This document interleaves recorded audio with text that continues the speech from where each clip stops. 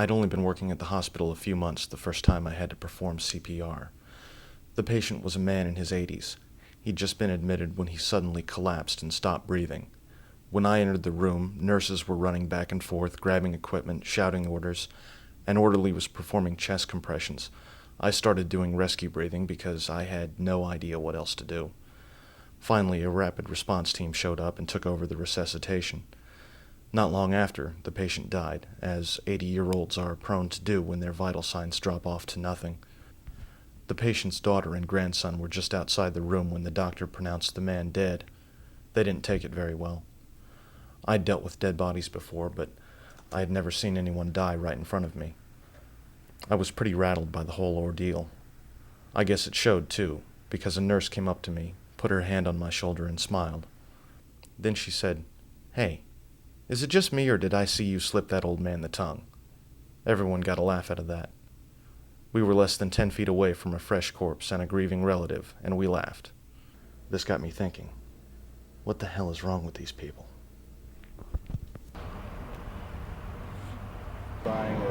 Especially,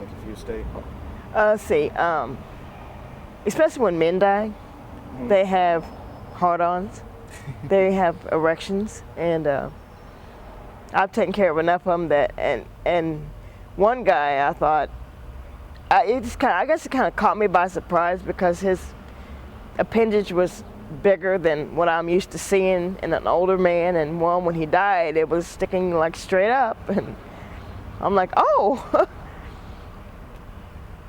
I've had patients fart on me after they've passed away. That's really nice. But a hard-on, no, I've never seen that. Didn't you tell me one time about a guy had a penile implant, and so he had a constant erection and he had died? Didn't I hear that story from you? Man, that was, he died and they sent a new kid into, they didn't tell him that the person was dead.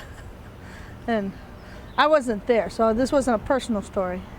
And they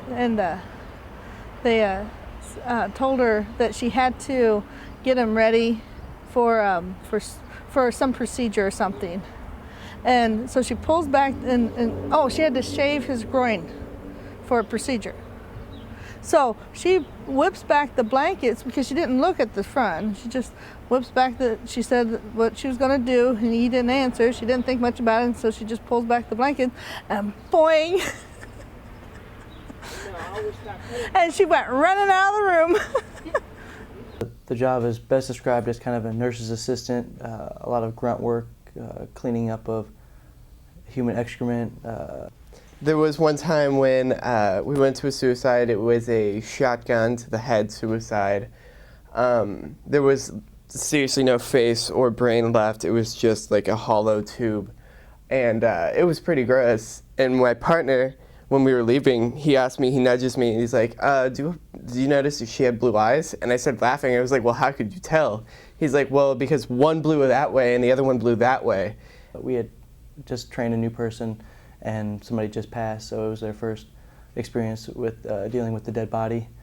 We went in to do the prep work, clean the body, and prepare it for the morgue. And this lady was an amputee, so she was missing her right leg, which is where the toe tag goes. And so the new person asked me what should they do, and I said, well, just put the tag on the nub, and you just got to pretend the toe's there. But they weren't made for toes, they weren't made for nubs, they were made for toes. So she put it on really tight, and I yelled at her. I said, what are you doing? I said, you're going to cut off her circulation. And the new person stopped and looked at me, and she's like, oh, I'm so sorry. And she took it off. I was like, I'm just kidding. The person's dead. And it's true, yes, cats do eat dead people. When you have a dead body, sometimes the muscles contract, and sometimes the bodies will sit up in the bed. And there are a couple of people that got freaked out and would start running down the hallways. And we would tease them for a while afterwards that people were coming after them. All the dead people were coming after them. And Alzheimer's patients are the most hilarious people you ever come in contact with. They don't know anything. They don't know what's going on. They think they're in their house and they're trying to get us out of their house. They think things are under the bed that aren't there. One guy tried to go to the bathroom on top of the trash can, one guy pissed in his water pitcher, and I tried to take a drink of it to take his pills the next morning. We didn't catch it in time. That's not really funny. There's certain times when it's not appropriate to laugh. There's certain instances where it's completely obsolete to use.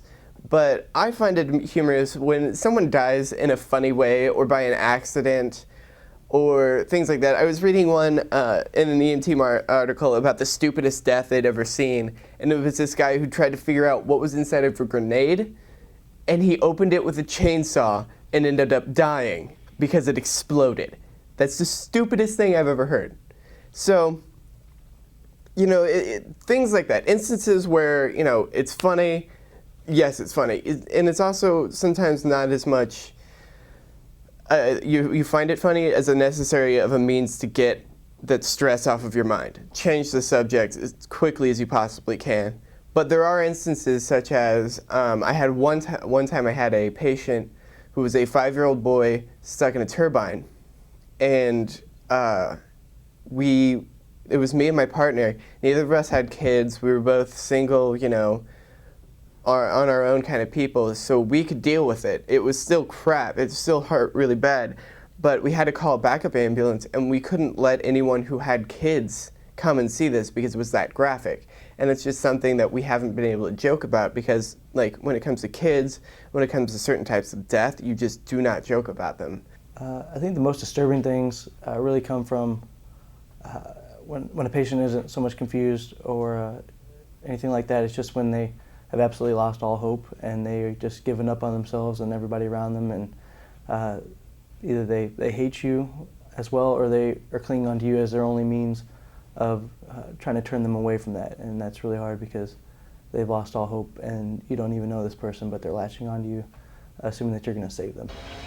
When I have to call family members in the middle of the night to tell them that their loved one died and it was unexpected, and that is the hardest thing for me to do. I've gotten ill trying to pick up that phone and call them.